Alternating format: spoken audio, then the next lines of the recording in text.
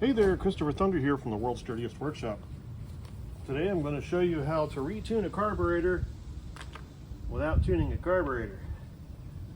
Now my wife, after some experimentation, still says that this thing is really hard to start.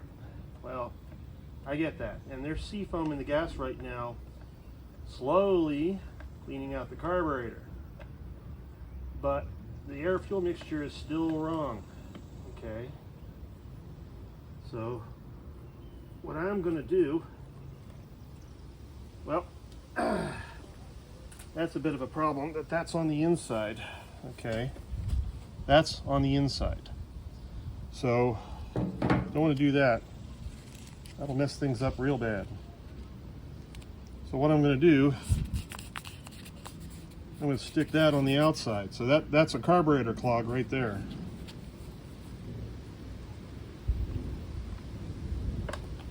And I'm just going to put that right back in there like that.